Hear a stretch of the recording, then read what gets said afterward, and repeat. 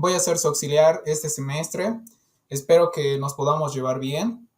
Y de hecho, hay unas cuantas cositas que quiero aclarar con respecto a la plataforma.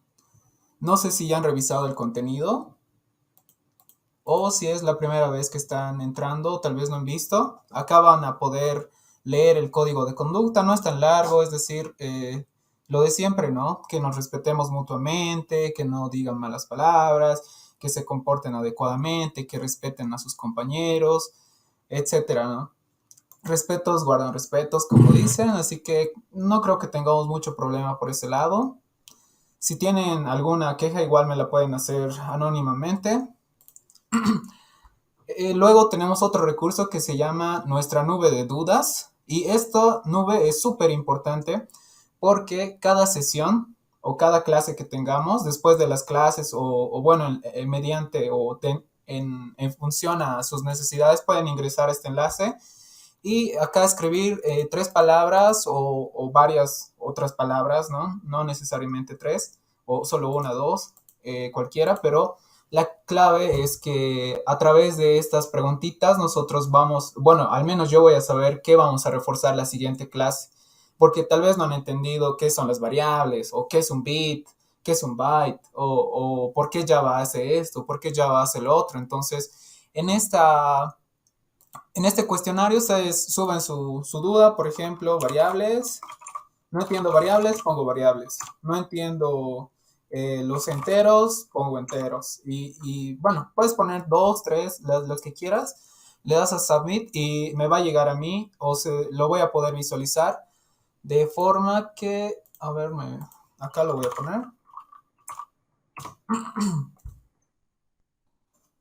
Mm, Acá está.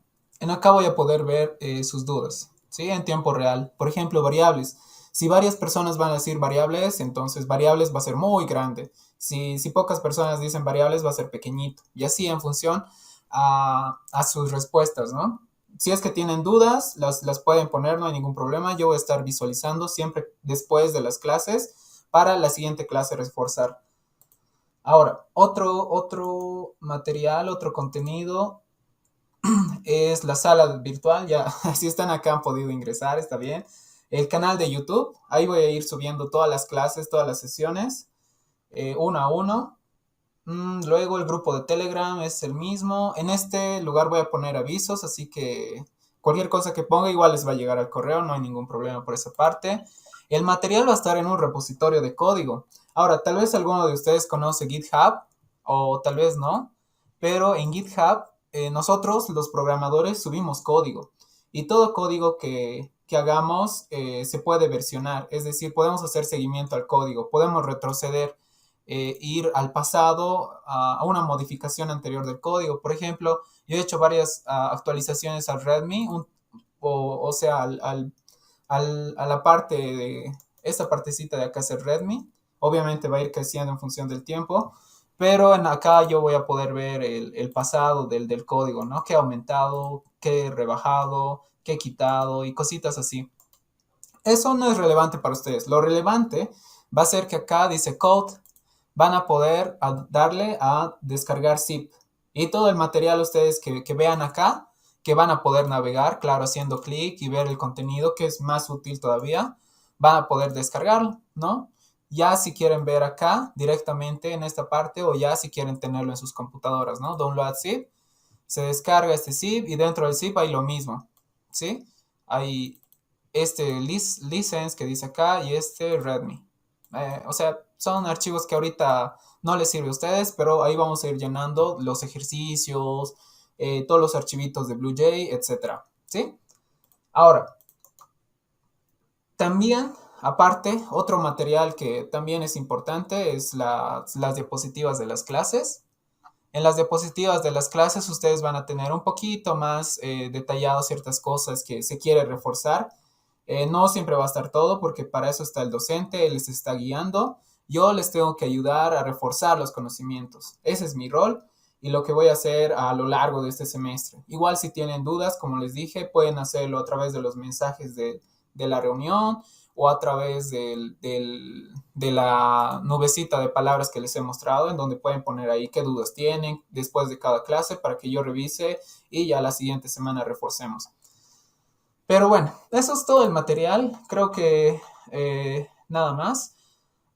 En cuanto a las prácticas, y voy a ir subiendo prácticas y las prácticas se puntúan de 0 a 100. Y una vez hagamos 5 o 10 prácticas en el semestre, el promedio va a ser su nota final y se va a igualar a lo que es 15. Por ejemplo, si se sacan 90 en promedio, 0,9 por 15, ¿cuánto es? Ese va a ser su nota, ¿sí? Básicamente eso. Todo es sobre 100, se promedia al final y esa es la forma de calificar. Así que vamos a iniciar con la clase. Bien. Antes que nada, como no hemos utilizado la pizarra, bueno, las preguntitas de qué quieren reforzar, igual ahorita pueden ir agregando qué no han entendido del ingeniero y lo vamos a ir revisando también. Pero voy a comenzar, ¿sí? La sesión. Cada sesión voy a ir incrementando más y más diapositivas, entonces esta diapositiva va a ir creciendo y cada vez lo voy a ir subiendo, así que igual, cada diapositiva va a tener clases pasadas. Voy a comenzar con esta, que es la clase 0. Y acá hay una pregunta, ¿no? Y es, ¿cómo resuelves este problema? Vamos a pensar en problemas. Seguramente ya han conceptualizado muchos de los aspectos que se tocan en la resolución de problemas con programación, pero repasemos un poquito, rapidito, ¿sí? ¿Cómo resolverías este problema? Por ejemplo, indicar la forma de freír un huevo para el desayuno. Sí, es un problema que posiblemente nos pase a algunos, ¿no? Que desayunamos huevo con café o etcétera, o tal vez nos hacemos un sándwichito, yo qué sé. Pero tal vez no se han puesto a pensar que de un huevo normal, natural, al natural, para llegar a ser frito, hay todo un proceso, ¿verdad? Hay pasos a seguir. Y puede que si no sigues un paso correctamente, no llegues a obtener un huevo, al menos un huevo bonito, ¿no? Porque pasa que estamos friendo huevo y ese huevo pues a veces sale feo, negro, de los bordes se quema, no sé, o sea, tal vez a veces somos muy descuidados o tal vez no tenemos la experiencia suficiente ni siquiera para freír un huevo, entonces puede pasar todo. Pero, concretamente, ¿qué hacemos para freír un huevo para el desayuno? Y ese es un problema, ¿no? Que lo resolvemos automáticamente como humanos. La máquina evidentemente sigue órdenes y si tú no le das órdenes precisas, pues la máquina no va a llegar a freír un huevo, ¿no? Suponiendo que pueda. Partimos de un huevo a lo natural. Después del huevo, ¿qué tenemos que hacer? Preparar el sartén, ¿verdad? Ponemos el sartén al fuego, le echamos aceite, esperamos a que caliente lo suficiente.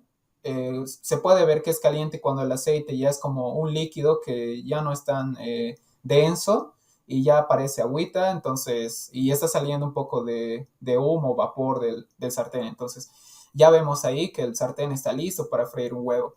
Luego de eso, agarramos el huevo, lo partimos y lo echamos. Sí, básicamente eso.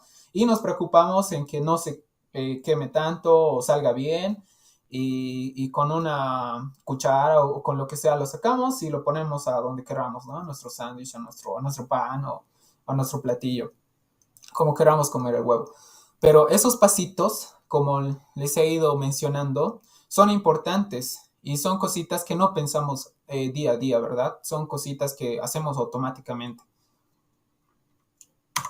Nos vamos a ir a generalizar este procedimiento, ya que si pensamos en esto, evidentemente de un huevo a un huevo frito hay cositas, ¿no? Y ese es el proceso. Lo que hay en medio es todo el proceso, paso a paso.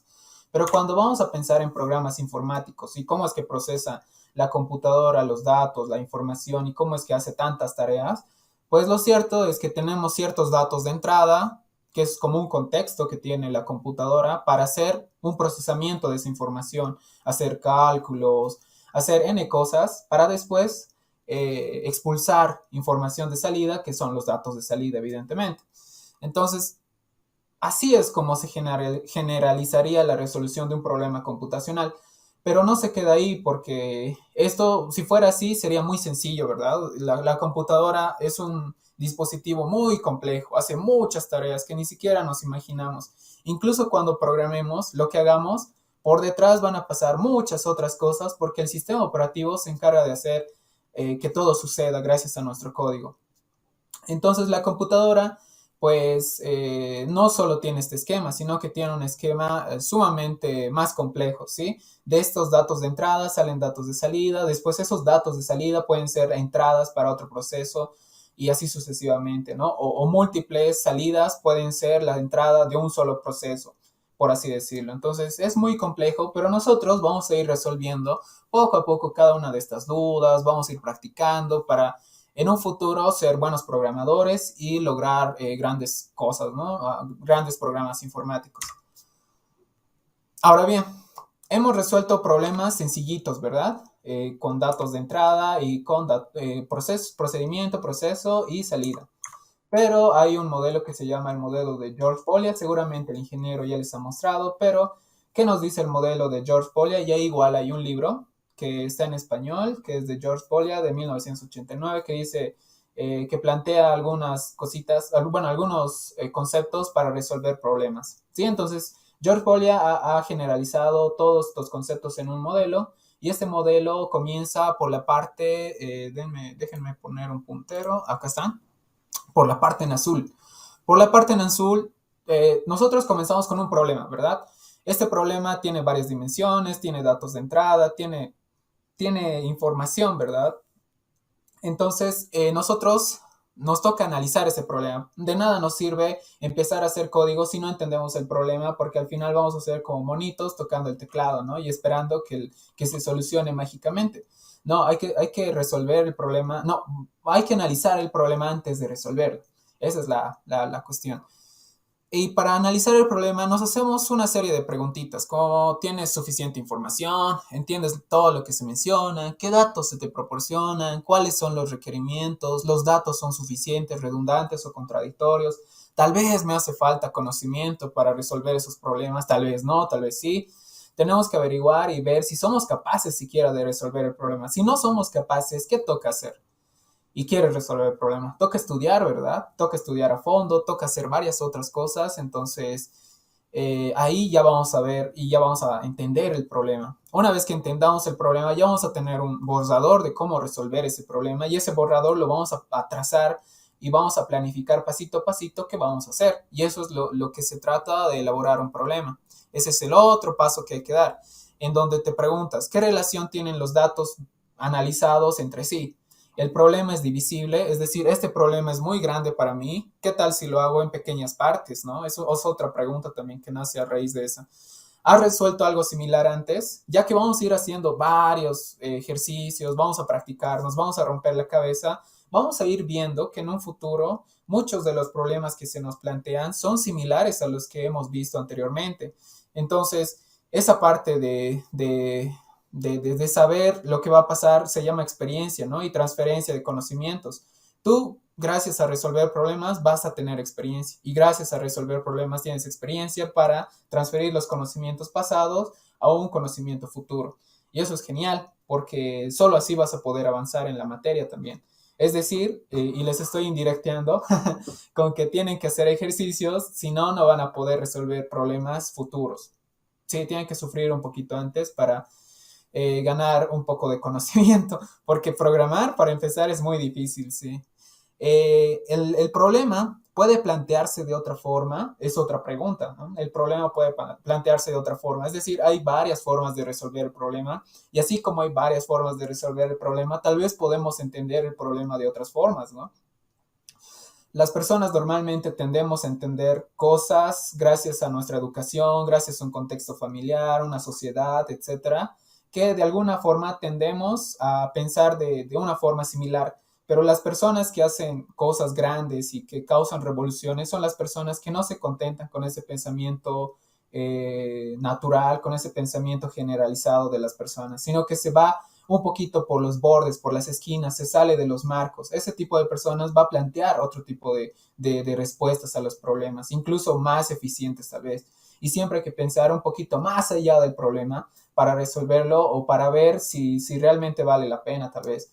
Luego que planificamos la resolución del problema, pues lo ejecutamos. Es decir, hacemos código. Nos ponemos manos a la obra, hacemos códigos, rutinas y luego reflexionamos al respecto, ¿no? Nuestra solución es correcta, es la óptima, es la que nos va a ayudar a todos, hace lo correcto, no hace lo correcto, el resultado realmente es el adecuado, nos hacemos ese tipo de preguntas, ¿no? Tal vez mi solución es muy complicada, otras personas, otros programadores no van a entender lo que yo estoy haciendo, lo que estoy proponiendo.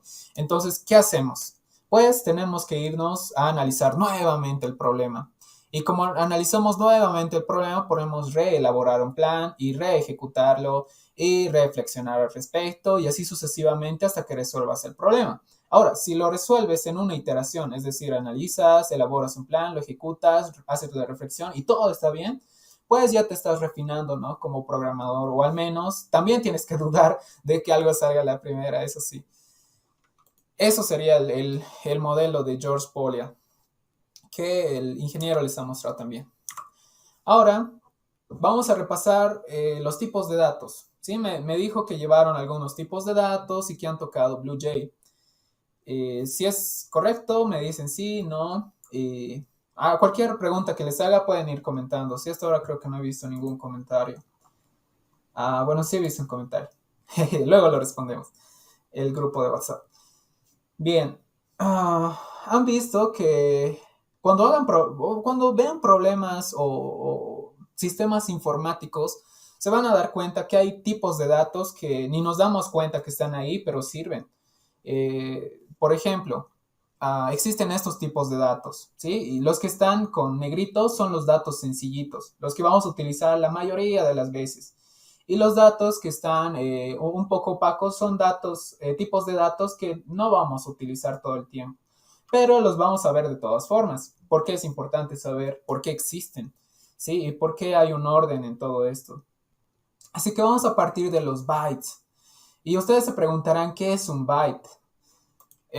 Tal vez el ingeniero ya les ha aclarado, pero un byte es el conjunto de 8 bits. ¿Sí? Imagínense que ustedes tienen una computadora, bueno, en realidad tienen una computadora, están ejecutando el Meet en la computadora y están en esta reunión gracias a la computadora. Entonces, toda computadora, incluso dispositivo móvil, tiene una memoria RAM, ¿no? Una memoria RAM se encarga de almacenar información de sus programas, de sus aplicaciones, de sus, bueno, ¿qué más serían? Aplicaciones, programas, sistemas, incluso del sistema operativo de su computadora. Mucha de la información está almacenada en la RAM. De hecho, la mayoría, que es información en tiempo real, información que se almacena al momento de ejecutar, todo eso está dentro de la memoria RAM.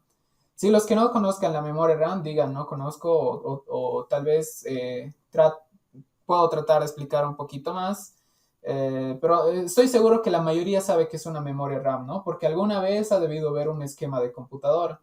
Y la memoria RAM, como les digo, es una memoria que nos permite almacenar información de tus programas en tiempo de ejecución. ¿Eso qué significa? Pues como almacena cositas, almacena datos, información, pues al final de cuentas es como una tablita, ¿sí? Todos estos negritos son encapsulados, que dentro hay circuitos integrados, hay cosas electrónicas, ¿no? O sea, bastante complejos, que eso tal vez no nos compete por ahora, en otras materias sí lo van a ver, pero por el momento lo importante y lo que requiero que sepan es que estos pedacitos de memoria muy adentro tienen este tipo de estructura, ¿sí? O sea, almacenan información. ¿Y cómo almacenan? Pues con direcciones y el valor de la dirección. O sea, una dirección es como una cajita en donde puedes almacenar algo, ¿sí? Pero algo de tamaño fijo, no un algo infinito, algo de tamaño fijo. Ni muy grande ni muy pequeño, sino algo fijo. En este caso, 8 bytes. 8 bits serían, bits, acá está, 8 bits, ¿sí? Byte y bit es muy distinto. Bit es la unidad más pequeñita, ¿sí? De los sistemas computacionales. Es la unidad más pequeñita, el bit. Entonces, un bit es 0, 1, 0, 1, 0, 1. Solo esos dos valores tiene un bit. Solo eso puede almacenar. Y eso es lo que entiende la computadora, ceros y unos. Gracias a que la computadora es un dispositivo electrónico, que han debido ver igual, he revisado las diapositivas del ingeniero en donde, y bueno, también el Moodle, donde han debido ver esa parte que dice 0 voltios, 5 voltios, ¿verdad? Esto como es un dispositivo electrónico, almacena ese tipo de valores. 5 voltios y 0 voltios. Algunos 3.3 voltios, otros 5, otros 9. Pero al final un 5, un 3 o un 9 significa un 1 y un 0 significa un 0, es decir, nada. Y bueno, eso, un 0 o un 1 almacena un bit. Y el conjunto de 8 bits, que son 8 bits, pues es un byte. Eso es lo que, el tamaño de las memorias, ¿sí? 8 bits. Digo 8 bytes, perdón. No, un bit, que sería 8, un byte, que sería 8 bits, perdón, sí. Eh, es bien confuso, ¿no? Por la palabrita. Pero a medida que vayamos viendo, va a ser más sencillito. Por ejemplo, acá tenemos esta dirección que es la 0. ¿Sí? La dirección 0, imagínense que es una cajita que almacena información de un bit, de un byte, que son 8 bits. Entonces acá puede almacenar información que solo ocupe un bit. Un byte, perdón. Un byte o menos, no más. No puede almacenar más. Luego, la dirección 1 puede almacenar otra vez 8 bits o un byte, ¿verdad? No más, pero sí menos. Y acá sucesivamente hay un montón de direcciones, hasta ni idea, la verdad. Pero llegamos, digamos, a la 8. Y en la 8 pasa lo mismo. Pues esta cajita, esta dirección de memoria, puede almacenar solo un byte, es decir, 8 bits o menos. Y estos valores pueden ir cambiando. Un rato puede ser un 1, o un rato puede ser un 0, pero si hacemos la cuenta de estos 8 bits representan algo, ¿sí? Representan algo. En este caso, miren que acá tenemos 8 de estas direcciones de memoria, ¿no? 8 de estas cajitas que almacenan cosas. Tenemos estas cajitas que están conformadas por un byte, un byte, un byte, un byte, es decir, son 4 bytes. Eso quiere decir que está ocupando 4 de estas filas, ¿no? Este entero. Y justamente un entero ocupa ese tipo de información, ¿sí? Ocupa un byte, un byte, un byte, un byte, 4 bytes. Es decir, que puede llenar la cantidad de unos y ceros en todas estas cajitas, ¿sí? Puede poner un 1, un 0, un 0, un 1, un 1. Y hay un tipo de transformación de binario, que es el sistema de ceros y unos, al decimal, que es el sistema que entendemos los humanos, que es del 0, 1, 2, 3, 4, 5, 6, 7, 8, 9, 10, 11, 12, 13, hasta el infinito, ¿verdad? Ese es el decimal, lo que utilizamos nosotros. Y lo que la computadora entiende, pues son solo ceros y unos, y eso es el binario. Entonces, cuando hablamos de un entero, por ejemplo, que ya lo han debido tocar con el ingeniero, se están grabando, se están grabando. Y los que quieran grabar igual son libres de grabar también. No hay ningún problema. Y entonces, como les decía, todas estas cajitas son 4 bytes, ¿verdad? Un byte, 2 bytes y 3 bytes y 4. Y 4 bytes, según la tablita de aquí arriba, que es un entero. Y un entero puede ir o puede almacenar información desde el... Uy, no le he puesto comas para saber qué número es, creo que es 2 billones. Pero bueno, puede almacenar de este número a este número. O sea, del negativo al positivo de este número. Y justamente acá estamos representando eso. Estamos utilizando esos 4 bytes que les he explicado que conforman a un entero. Entonces, este entero en Java lo podemos asignar a una variable. Sí, una variable es igual como una cajita que almacena información. Pero esta cajita, en Java al menos, le tenemos que decir qué tipo de información va a almacenar. Es decir, solo almacename enteros, le estamos diciendo en esta parte. Almacename enteros en la cajita llamada distancia, almacena este valor que es un entero, porque si tú le pones cualquier otra cosa, cualquier otro tipo de valor, no te va a aceptar. Y eso es lo que vamos a ver ahora. Sí, vámonos al BlueJ. Ya han visto esta parte de BlueJ con el Ingel, la parte del CodePad. Me avisan hasta qué tipo de dato han visto, tal vez. Eso sería importante. Ya. BlueJ es un programita educativo para la introducción a programación específicamente, porque nos permite abstraer información, nos permite definir clases de Java bastante sencillo, pero ahora no nos vamos a complicar en tanto detalle. Con el ingeniero van a ir viendo eso, yo no les quiero confundir, pero lo que quiero que sepan es que Java al menos con BlueJ lo podemos correr desde este CodePad, ¿sí? Desde esta pestañita o ventanita que se llama CodePad. Este es el CodePad de BlueJ, ¿sí? En la parte inferior derecha. En esta parte vamos a poder correr sentencias, expresiones, Java. En este caso vamos a ver si funciona esta, ¿sí? Así que, a ver, probemos si funciona esta que hemos definido acá. Uy. Ahí. Voy a subir un poquito. Ahí. Int distancia es igual a ¿cuánto? A todo este número. Entonces le voy a asignar punto y coma. Nunca se olviden eso. Porque con eso le estamos diciendo que esta instrucción solo llega hasta acá. Tú Java, interprétame esto. Y listo. ¿Sí? Java. Es muy grande. Podemos. ¿En serio? Me he debido equivocar en la transformación. Bueno, ahí. ¿Sí? En este número que hemos almacenado acá, pues es válido para lo que es... Ya sé por qué no se puede. Pero luego vamos a ver eso. Poquito a poquito. Ya. Entonces, este valor que estoy definiendo acá, que es un número gigante, que puede representarse como estas cajitas, ya que en la tablita hemos revisado que es 4 bytes, ¿verdad? 4 bytes, es decir, usamos 4 de estas cajitas para la representación de un entero. Entonces, acá podemos poner valores que quepan esa cantidad. En este caso ya gracias a que existen tablitas, existe la definición de cuánto ocupa un entero, por ejemplo, podemos saber que ocupa este número como su máximo en positivos y este número como su máximo en negativos. Así que vamos a probar este número. También definirlo acá. A ver.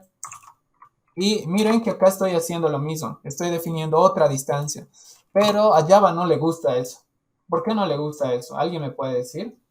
O sea, me está dando un error acá y está en inglés, ¿no? Que dice already defined. Que significa que ya está definido la variable de distancia. Exactamente. Es decir, que ya está definido. Que no podemos nombrar nuevamente o no podemos ocupar ese nombre. Ya lo estamos ocupando.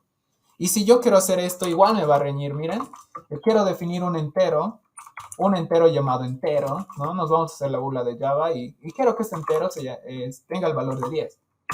Y le damos al enter. ¿Qué va a pasar? Nos dice not statement.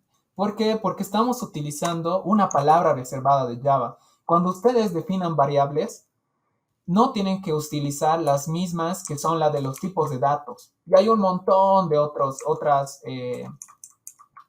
valores del lenguaje de Java que no pueden utilizar como variables. Tienen que definir sus propias variables ustedes, como por ejemplo entero.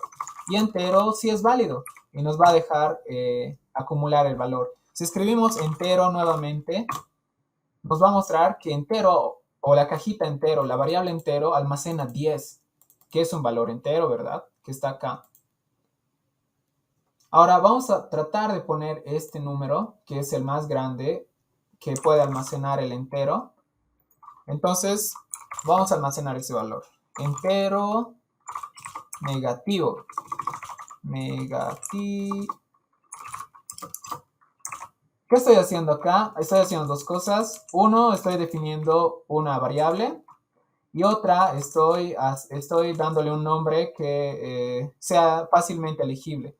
Porque si yo escribiera así, entero negativo, alguno lo leería muy raro, ¿verdad? Entonces, sí o sí utilizan este tipo de sintaxis para declarar variables que tengan más de dos palabras, por ejemplo. Entero negativo, yo le estoy poniendo una mayúscula. En otros lenguajes, por ejemplo, se pone barra baja y negativo, porque acá ya hay un espacio, ¿no? Un espacio, y ese espacio tiene que ser ocupado por algo para que un humano pueda leer y entender esta variable. La computadora no se hace problema si ustedes le ponen una A como variable, pero no es una buena práctica ponerle, por ejemplo, entero A, entero B, entero C, siempre y cuando la variable signifique algo, es decir, el valor que quieras representar signifique algo, pues tienes que darle un nombre adecuado.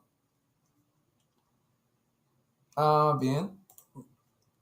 Vamos a seguir. Entonces, ¿qué me falta acá? Un punto y coma, ¿no? Vamos a poner variable nuevamente negativa. Ahí está, ¿no? Si escribimos variable negativa o nos copiamos ese nombre, no se puede copiar, hay que escribirlo. Ese valor, bueno, esta variable está almacenando justamente lo que hemos dicho, ¿sí? Ojito, ojito, que este igual no significa que estos dos son iguales, o sea, que no es una igualdad matemática, esto no es una ecuación para nada, esto es una asignación, que es muy distinto en programación, es una asignación. Ahora, ya tenemos entero. ¿Qué pasa si nosotros le damos un valor? Y miren que con la flechita hacia arriba, hacia abajo, puedo ir al historial de lo que he estado escribiendo en el CodePad. Por si acaso, flechita arriba, abajo. Voy a ir hasta abajo y quiero recuperar este número. Entonces, ¿qué pasa si yo quiero almacenar un número un poquito más menor? O sea, el 49 al final. Y le voy a definir en una variable negativa, número 2, digamos. Me dice que el entero es muy largo y ya me está gritando el compilador de Java. Me está diciendo, ¿qué estás haciendo con esta variable? No sirve.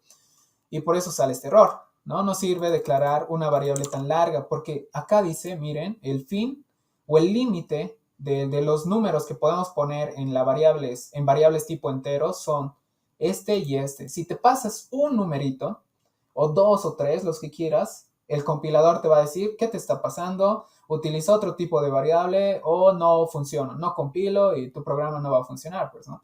Eso es evidente. Entonces, en vez de usar el entero, vamos a utilizar el long, ¿no? Y el long acá, miren, está un poquito opaco porque es un poquito más, no es tan utilizado el long, pero igual es importante que sepamos, este long tiene 4 bytes.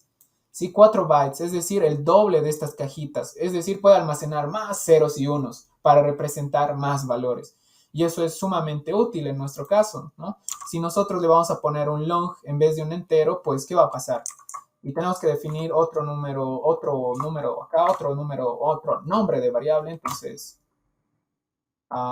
es muy largo. Porque, a ver, qué raro.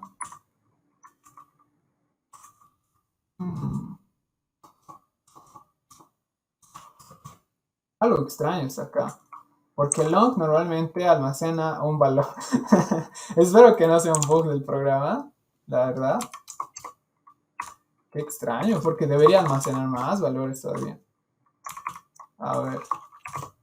Sí, está muy extraño esto del long.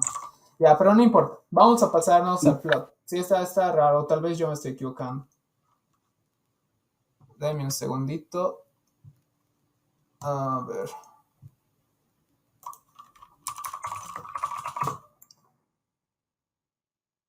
Sí, el long debería almacenar normalmente un valor elevado.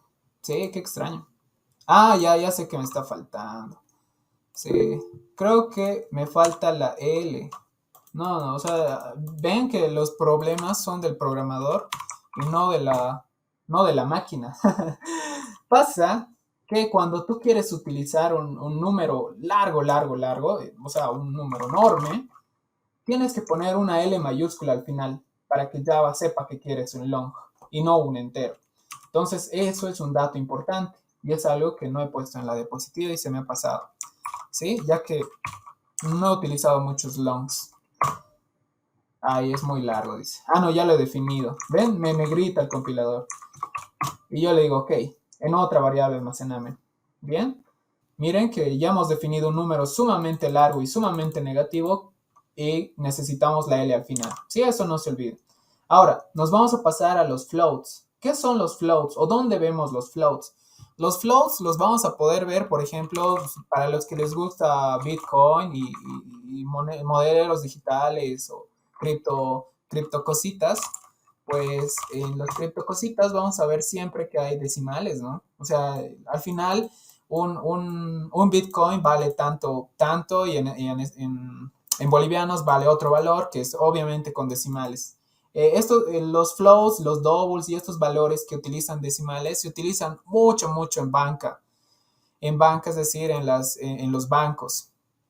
Y acá podemos ver esos tipos de valores, ¿sí? Así que vamos a coger, digamos, este valor. Bueno, es muy largo, creo. Nos vamos a inventar otro. Vamos a definir un float, Bitcoin, digamos, que va a valer $19,458.9, digamos, punto y coma, y dice acá, miren, y esto igual es otro error. Dice tipos incompatibles, posible pérdida, posible lossy conversion, posible pérdida de información en la conversión de double a float, dice, ¿no? Entonces, ¿qué tenemos que hacer para definir un float? ¿Quién sabe? ¿Puede encender su micro? Eso, una F. Nos hace falta una F. Ahora no pasa nada, ¿verdad? Lo podemos definir. Ya no nos dice nada el compilador. Ya no tenemos errores. Y ese es el detalle, ¿no? Cuando queremos utilizar un double, un float, un int y un long, por ejemplo, que nos tenemos que fijar en que le tenemos que dar estas terminaciones, ¿sí? Una F al final, una L al final, en el caso de long y float. Si queremos utilizar double, no vamos a tener problemas. Y double se utiliza cuando necesitas más precisión. Por ejemplo, double Bitcoin. No, ahora otra moneda, Ethereum, por ejemplo. Ethereum es igual a 19.122,12, digamos, punto y coma. Eso es Ethereum. Ahora, preguntamos a la variable Ethereum. Ethereum, ¿no? Y almacena un valor enorme. Ahora, ¿qué pasa si yo utilizo float? Vamos a ver la diferencia. Miren que está almacenando muchos decimales, a diferencia de lo que almacenaría con el float. Bueno, ahora no saben, ¿no? Cuánto va a almacenar el float, pero vamos a ver eso.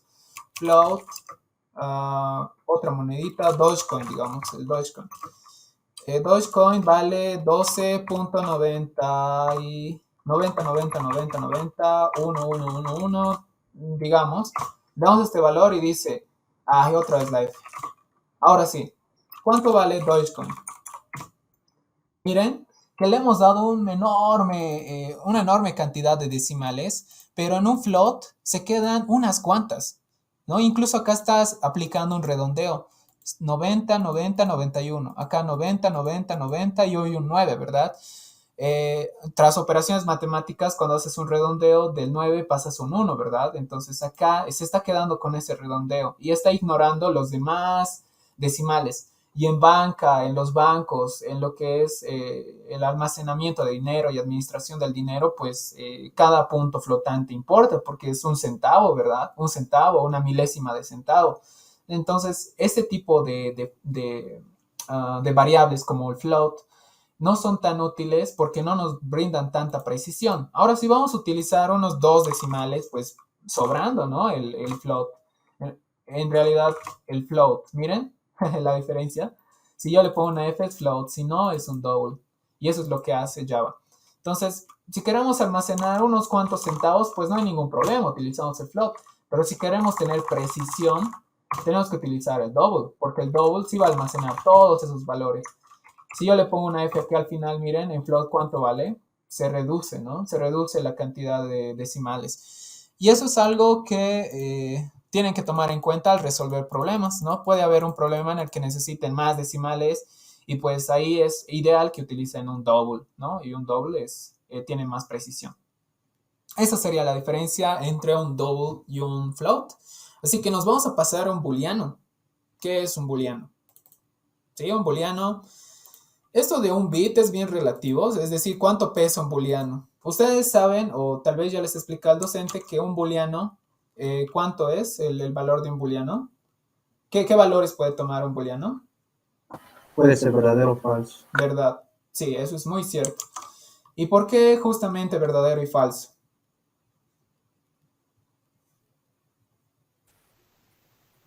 Para la computadora, ¿por qué es muy sencillo saber verdadero y falso? Al final, ¿qué sería verdadero y falso para la computadora?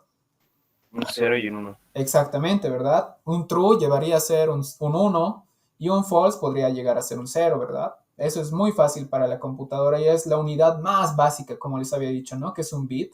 Pero cuando nos vamos a la memoria, acá no podemos almacenar solo un bit. En realidad sí podemos, pero vamos a necesitar utilizar todos estos espacios y rellenarlos de 0 hasta el final, en donde vamos a cambiar un 0 o un 1. Y eso es un booleano. Entonces, un booleano realmente no vale un bit, ¿sí? Vale un byte o dos a veces, dependiendo de la arquitectura en esa parte, ¿sí? Eso del un bit es bien relativo, ya que al final por más pequeñito que sea un archivo, siempre va a pesar un byte, si es menor a un byte, ¿sí? No hay un peso intermedio. Siempre la mayoría de la información se mide en bytes, porque la unidad básica de la memoria RAM o el tamaño de las direcciones de memoria de una RAM, de los valores que puede almacenar, pues es un byte, es decir, 8 bits.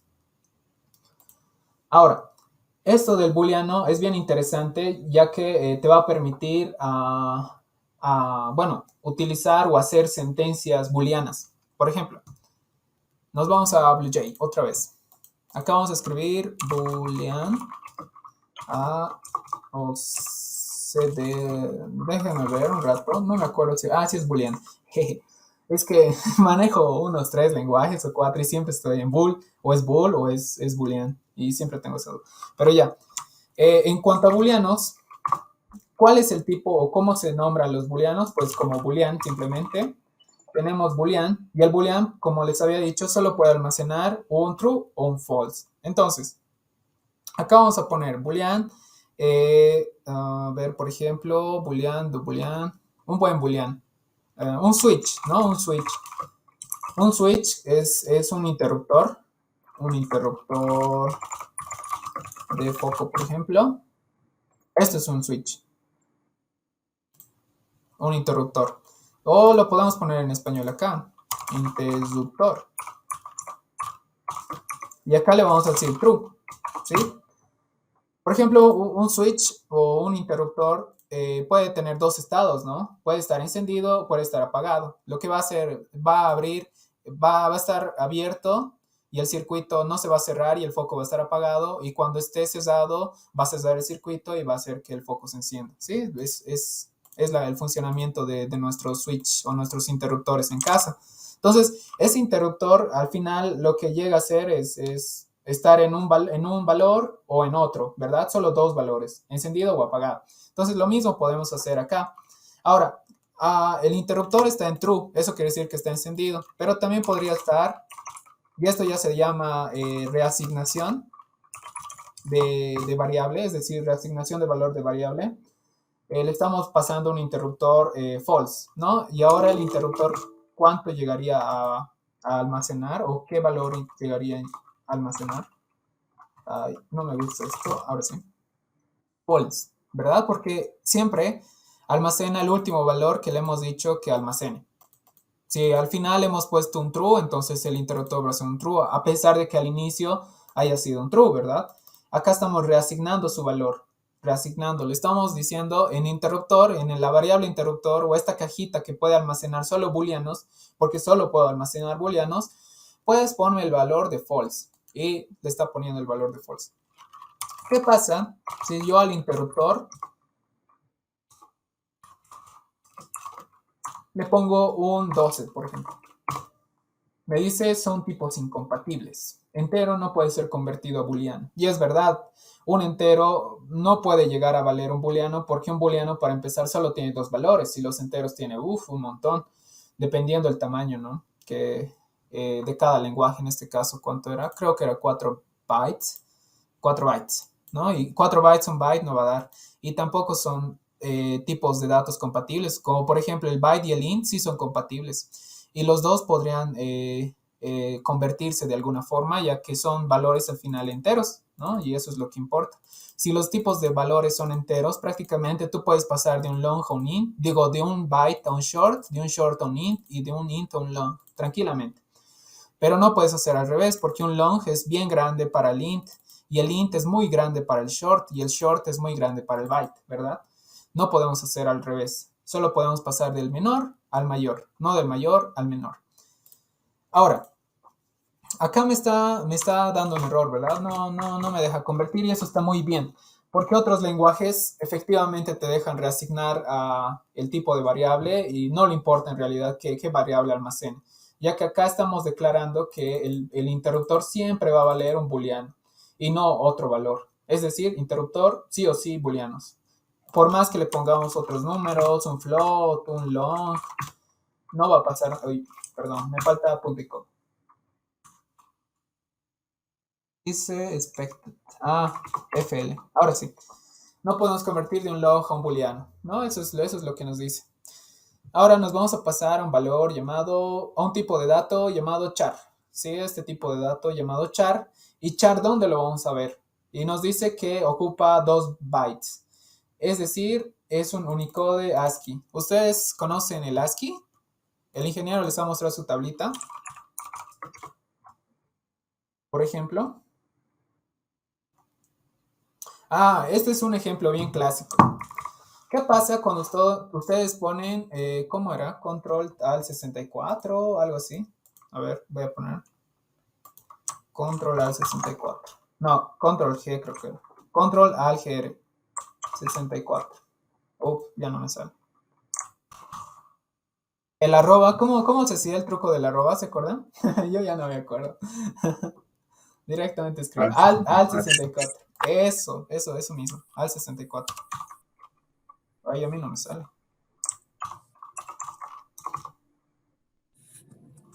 Bueno, ya.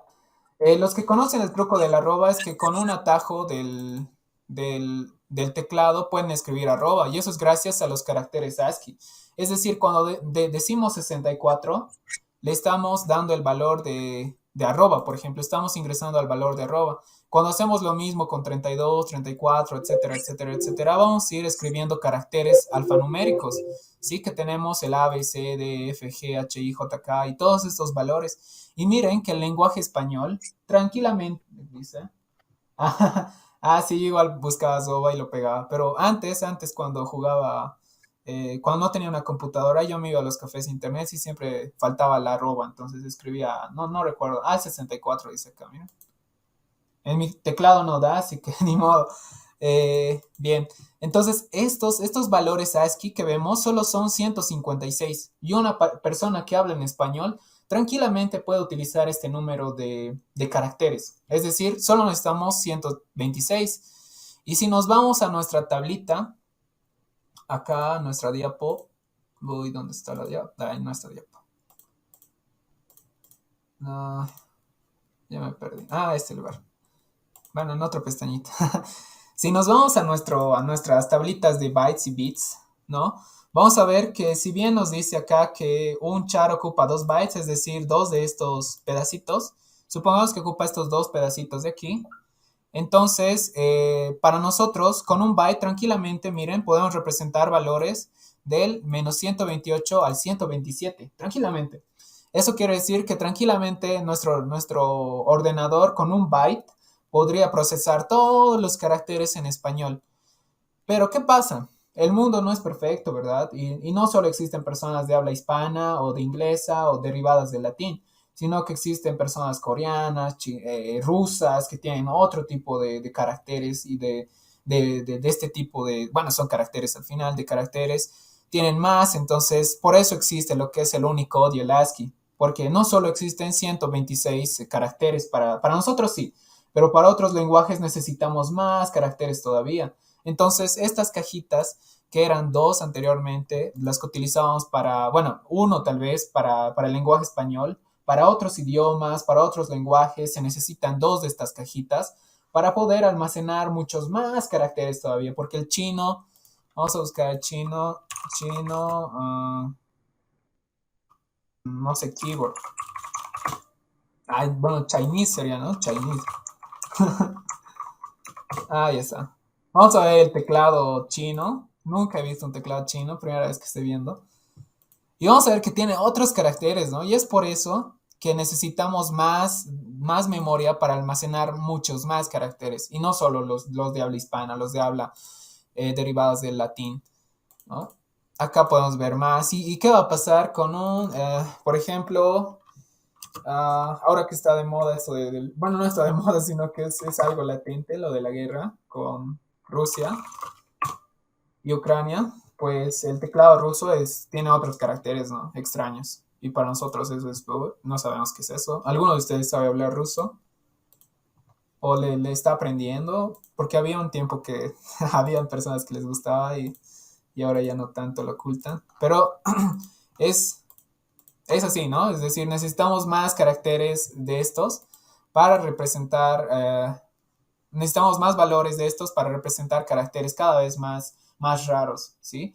Y también miren que acá podemos representar tuberías, podemos representar basas de carga incluso, ya que anteriormente los programas informáticos pues se escribían en consola, o sea, no teníamos esta interfaz bonita, ni podíamos hacer arriba, abajo, ni hacer tantas cosas que hacemos ahora con las interfaces gráficas, ¿no? Pues antes era un poco más complicado, todo era por consola y pues necesitábamos ser expresivos, necesitábamos caracteres como estos para ir rellenando esos espacios, ¿sí? Eso sería hasta el momento. Ya hemos llegado al char, así que vamos a probar unos cuantos caracteres, ¿sí? Char, ¿sí? Char es otro tipo de dato que almacena caracteres. ¿Cuál es la sintaxis del char? Le podemos decir que quiero representar un espacio, ¿sí? Espacio es igual a... Acá dentro le doy un espacio, dobles comillas, miren, y... esperen, ¿qué dice? Ya. No, perdón. Es simples comillas, espacio, enter, ¿sí? Simples comillas, no se olviden eso. Sí, dobles comillas ya es otra cosita, es un string. Y eso lo van a ver con el Inge seguramente en las siguientes clases. Y ahí por eso bueno, ya está definido. Me riñe porque no son compatibles. Estoy tratando de definir un string, pero en realidad estoy definiendo una variable char y los dos no son compatibles, entonces no se va a poder. Pero ¿qué pasa si quiero almacenar algo más interesante, como por ejemplo algo de aquí? A ver, esto. No sé si se ha pegado o si puedo seleccionar siquiera. No puedo, no se pega. Estafa. O tal vez si hago clic, no, me sale una imagen. Voy a buscar algo que sí me sirva. Acá está. De acá me voy a pegar. Por ejemplo, selecciono este. Lo selecciono. Me vengo acá. Le vamos a poner base, digamos. Y simples comillas, no se olviden. Y aquí adentro solo puede caber una letra, un carácter. No podemos representar base. Y miren que base se representa correctamente. Gracias a que Java, pues, no es solo un lenguaje de programación para nosotros los hispanohablantes o los americanos, sino que tiene que ser un lenguaje global. Y por eso soporta tantos caracteres. El chino o cualquier otro lo tiene que soportar sí o sí. Ahora, ¿qué más? Vamos a definir otro char. Por ejemplo, char x es igual a, simples comillas, x adentro, x, ¿verdad? Pedimos a x, por ejemplo, que nos muestre x y enter, nos da un x char. Eso está muy bien. ¿Qué pasa si yo voy de rebelde y le quiero asignar un yx, digamos, que ya es más de un carácter, no solo uno? Pues me dice un closet character literal. O sea, que no acepta dos caracteres, solo uno.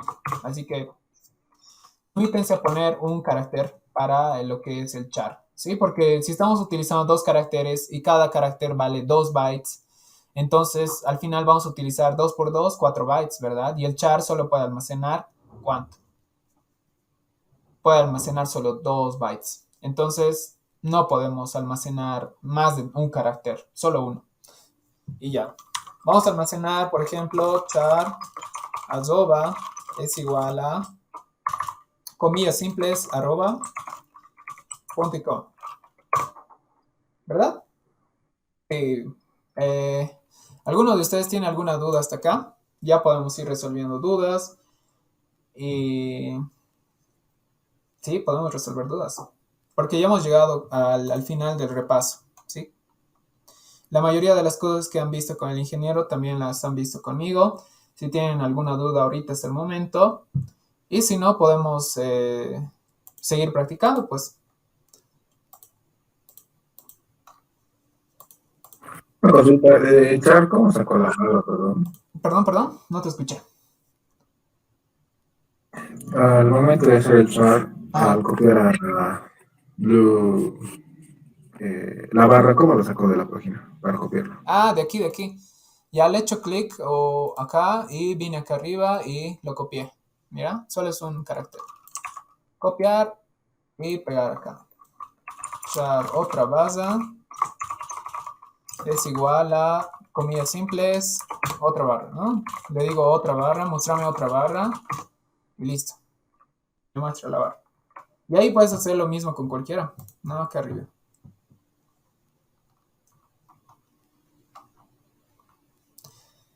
Pueden utilizar cualquier otro símbolo, igual jugar, ¿no? A ver, ¿cómo podemos jugar con variables? Vamos a hacer cosas extrañas. Ya sabemos que, o bueno, les había comentado que de long podemos pasar, de byte podemos pasar a short, de short a int y de int a long. Vamos a tratar de hacer esos como que pasarnos de byte a short, de short a int y de int a long. Vamos a ver si se puede en Java. ¿Sí? Así que vamos a comenzar con byte, a modo de repasar también. Byte. Por ahora voy a permitirme utilizar byte A, digamos, a pesar de que creo que ya lo he utilizado aquí arriba y me va a gritar si ya lo he utilizado. Por ejemplo, byte A es igual a 10. No me va a decir que ya está definido. Byte a int, por favor. Ah, ya. Sí, claro, claro. Vamos a hacer eso ahorita. Pero quiero mostrarles algo interesante antes. Miren, voy a declarar una variable. ¿Sí? A byte a este es un byte, por ejemplo, es igual. Bueno, no vamos a decir nada de es igual. Simplemente lo voy a declarar y le voy a dar un valor. Ah, ya. En CodePath, variables are not automatic in the same way as instance field. Eso quiere decir que siempre tienes que ponerle un valor. ¿Sí? Cuando vayamos escribiendo código, ya que adentro vamos a ver que hay otras formas de escribir variables, ¿sí? Es decir, solo declararlas y luego asignarlas o definirlas. Miren que ahora no podemos... Ah, a ver, vamos a ver. Esto está interesante. Me ha gritado y al parecer me va a permitir poner cosas. Me ha reñido y a la vez me ha permitido. Eso es muy raro. Si yo llamo a este es un byte, vale un byte. Miren qué he hecho acá. Y esto no funciona en el Notepad. O sea, nos dice que no está permitido, pero sí se puede. Por ejemplo, decimos, quiero un byte, una variable byte que se va a llamar este es un byte y le doy punto y coma. Termino mi instrucción. Perfecto. Solo he definido la variable, es decir, solo le he dado solo he declarado, es la palabra correcta, solo he declarado la variable. Solo tengo esa variable y no tiene valor. Simplemente es una cajita sin valor. Estoy reservando, por así decir, memoria para que luego se asigne. Y entonces en otra línea más abajo puedo darle y asignarle un valor correctamente. Entonces este es un byte, ¿no? 1. Y ahora la cajita o byte o la variable byte pues vale, este es un byte, ¿verdad? Bien, ahora vamos a hacer el experimento de pasar de byte a short. Así que comencemos, ¿no? Vamos a usar short, por ejemplo, y short puede aceptar valores desde 32.767 hasta menos 32.768. Entonces vamos a intentar. Short, este es un short, por ejemplo. Este es un short. Y le vamos a pasar, este es un byte.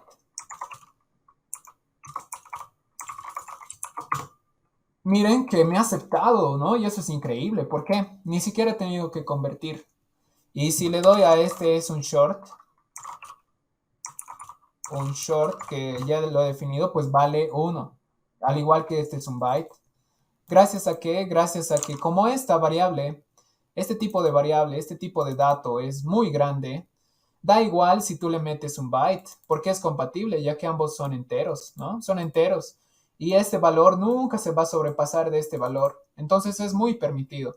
Ahora, ¿qué pasa si de un short me paso un int, por ejemplo? Miren, ya estoy, este es un short. Ahora, le voy a dar un valor más interesante. Este es un short. Es igual a cuánto un short vale máximo a esto. Entonces le voy a tratar de dar el máximo. Acá. Perfecto. Ahora voy a declarar una variable entera que se llame, este es un entero, por ejemplo. Este es un entero. Es igual a este es un short. Y esto lo que estoy haciendo acá es transferir, bueno, no transferir, copiar el valor de este es un short a este es un entero. No estoy haciendo una igualdad matemática por si acaso. Le estoy dando el valor a este es un entero. Este es un short, va a seguir valiendo lo mismo. ¿sí? Entonces, miren que me ha permitido BlueJ. Entonces, si voy a este es un entero, vale lo mismo, ¿no? Y eso es increíble. Ahora es un entero, ya no es un short. Ahora lo mismo podemos hacer con un long, pero con un long tendríamos que darle una L al final. Así que a ver qué nos dice. Long, este es un long. Le vamos a pasar, este es un entero. Sí funcionó. Este es un long, ¿verdad? Y ahí ya tenemos un long. Hemos hecho conversiones desde el valor entero más pequeñito, que es el byte, hasta el más grande, que es el long. ¿Gracias a qué? Gracias a que nos permite hacer esa conversión. ¿Sí? Porque cada valor que va a entrar al nuevo valor, al nuevo tipo de dato, pues simplemente no excede los límites y por lo tanto es compatible. ¿Sí? Para cada caso. Ahora, si queremos ir de un long a un int, supongo que va a pasar cosas raras. ¿Sí? No estoy seguro. Pero podemos intentar. Int, este es otro int. Acá este es un long. ¿Ven? Acá dice posible pérdida, bueno, posiblemente lossy conversion. Eso quiere decir que va a ser una conversión con pérdidas del long a int. O sea, no nos permite, en otras palabras, irnos de un número muy grande a un número más pequeñito, porque podría haber errores de pérdida de memoria, ya que acá estamos utilizando 4 cajitas, o digo 8 cajitas, o digo 8 bytes. Y estos 8 bytes que son estas cajitas que están acá, pues al final, si tú quieres encajar 8 cajitas en 4 cajitas, no vas a poder, ¿verdad? Eso es imposible. Lo mismo es en la memoria. Tú no le puedes asignar un valor enorme a una memoria pequeñita. Y creo que eso es el resumen de todas las sesiones que han debido pasar hasta el momento. ¿O es que tienen alguna otra duda? Podemos seguir resolviendo o haciendo problemitas. Aún tenemos 25 minutos. Y disculpa una pregunta, ¿a char se le puede poner un número? Vamos a ver. Si puede almacenar 2 bytes, vamos a ver. Char, ups. Perfecto, ahora sí, ya volvió a la normalidad. Vamos a ver eso que me comentaste. Char. Soy un char, por ejemplo. Vamos a tratar de almacenar un 1. ¡Wow! Sí puede. Vamos a tratar de almacenar un valor más interesante, 12.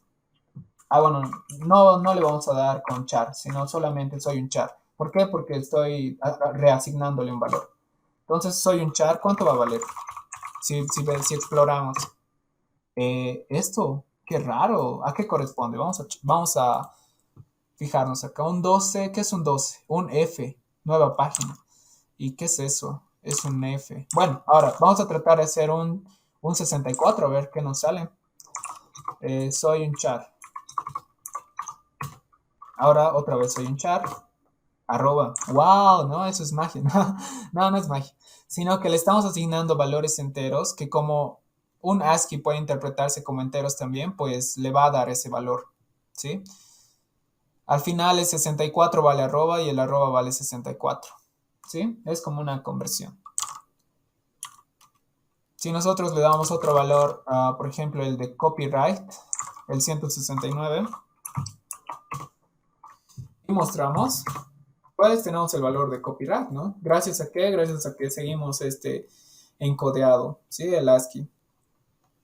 Para lo que son los caracteres alfanuméricos y entre otros, ¿no? Que estos son de sistema ya. Null, STX, se utilizan para definir inicios, finales, y eso lo van a ir viendo más adelante todavía. Así que no se preocupen por esa parte. Ahora, ya hemos llegado al final de la clase. ¿O tienen alguna otra duda?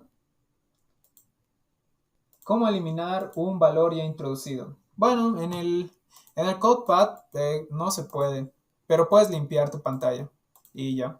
Vamos a ver si puedo utilizar char A, por ejemplo. Ya está definida, entonces tu historial se mantiene, pero aunque limpies tu pantalla, las cosas que has declarado anteriormente, pues van a seguir. tú tendrías que cesar el BlueJ y volver a abrir un nuevo BlueJ y iniciar nuevamente. Acá en el CodePad. Ahora tú escribes char a 1. Sí, así no te va a gritar. Si tratas de hacer una vez más una nueva declaración de variable, pues sí te va a reñir el CodePad. Pero este es el CodePad, ¿sí? Nunca se trabaja en CodePad. Por ahora estamos trabajando en CodePad. O sea, nunca se programa en CodePad para hacer programas grandes, porque el CodePad es como un interpretador, algo que nos va a dar respuestas rápidas. Cuando nosotros vamos a hacer código, vamos a emplear esta parte de acá arriba, ¿sí? Y cuando tú emplees esta parte de acá arriba, ahorita esto no es relevante. Por ejemplo, voy a escribir cositas. Poco a poco ustedes van a ir aprendiendo, pero donde vamos a escribir código es cuando abramos estos cuadraditos de acá que son clases, y acá adentro vamos a poder rellenar lo mismo. Miren, acá voy a rellenar, por ejemplo, un char a es igual a 12. Le voy a dar a compilar y va a compilar. Esto lo voy a borrar, esto igual no nos sirve. Compilar, compila. Ahora ejecutar. Bueno, eso no. Acá, si tú escribes una A, por ejemplo, ya que tú tienes todo un editor de texto, un editor de código al final, tú puedes eliminar la variable y ya no existe en tu código. Tú le das a compilar y ya no debería existir. No, eso es lo que va a pasar en un futuro. Y esto ya es un poquito más avanzado. Seguramente la siguiente clase o las siguientes ya van a ir tocando este cuadradito, estos bloquecitos que son clases de Java. Poco a poco, ¿sí? No, adelántense si pueden. Es decir, si ya están leyendo el libro de Java First Objects o ¿cómo se llama? Se me ha ido. Pero ese libro es muy bueno. Yo, sinceramente, cuando estaba a unos inicios, es decir, en primeros semestres, de hecho, el primer semestre, cuando estaba en intro a la program, me ha ido muy mal en el primer parcial y en el segundo. Tenía un 5 o un 15, creo, de nota en primer y segundo parcial. Pero gracias a que para el examen final he leído en 2 semanas el libro, o sea, la mitad del libro, que es más que suficiente para saber Java, me ha ido muy bien en el final. Y así he aprobado el final, ya que no entendía muy bien esto de programación. El libro me ayudó bastante, es muy buen libro. Igual tiene ejemplos, el ingeniero ha colgado ahí el libro con sus ejemplos y es muy bonito cada ejemplo. Van a ver que si es que los que han ejecutado los primeros proyectos es un sol y una casita, algo así, ¿no? Han debido ver. Yo me acuerdo de eso. Sí, y se mueve, creo que el sol se entra o se mete, algo así. Y es bien interesante, ¿no? Es bien interactivo. Al final de cuentas van a ir conceptualizándose mejor leyendo el libro. Y ya si tienen alguna duda del libro también pueden traer las clases, no hay ningún problema.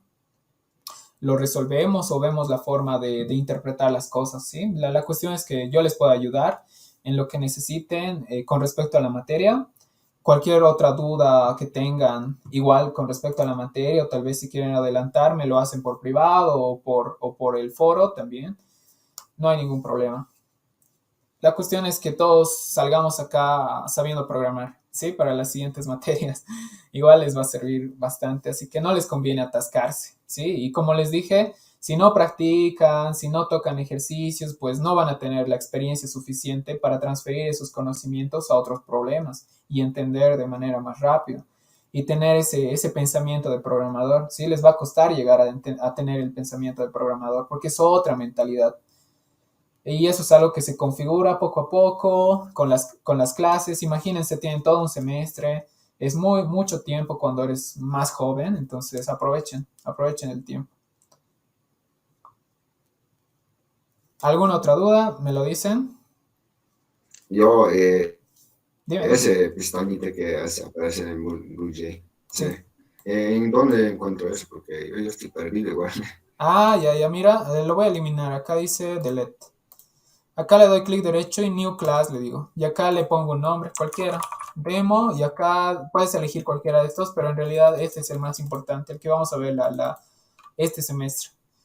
Le das OK y se crea esta cajita. Pero esta cajita, ustedes lo van a ver con el docente, ¿sí? Con el ingeniero Vladimir.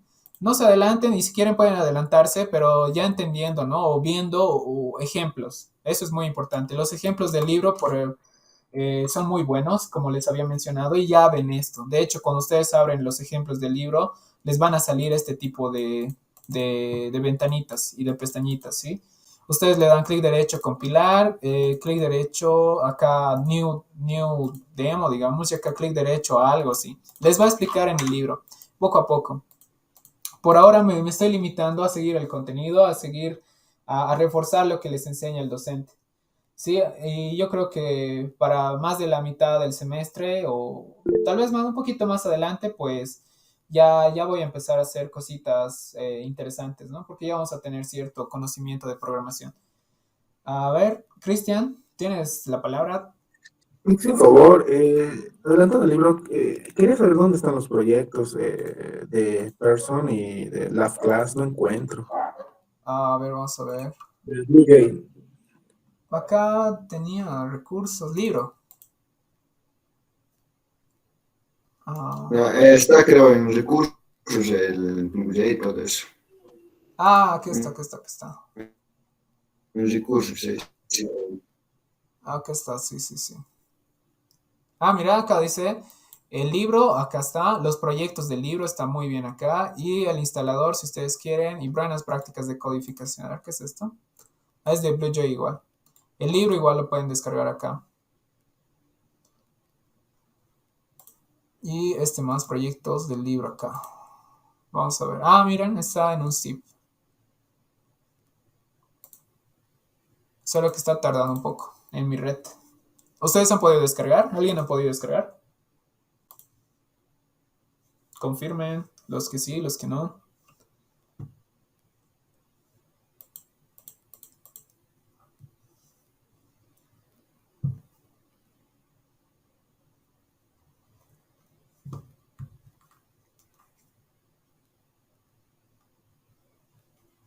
Eso me da cuenta. Eso es constancia. Hola, hola. No te he escuchado muy bien. Es un poco lento, creo que mi internet. Eh, Creo que en Blue Jay ya tenemos archivos por defecto, ¿no? Pictures, pero ese de Lab Class y Person creo que hay que descargar, ¿no? Ya, no, ni idea. No lo he visto, perdón, esa parte. Voy a revisarlo y te aviso, o lo pongo en el grupo. ¿Eso es de qué libro? ¿De este libro mismo? O sea, ¿tiene otros problemas? Ay, no hay el libro. Disculpe, yo lo descargué y da todo, da bien, solo hay que descomprimir y ya esto. Ya, ahí está. Es solo descargar esto y listo. Sí, me acuerdo que era así. Venía el libro y su zip, y con eso he practicado y me ha ayudado bastante.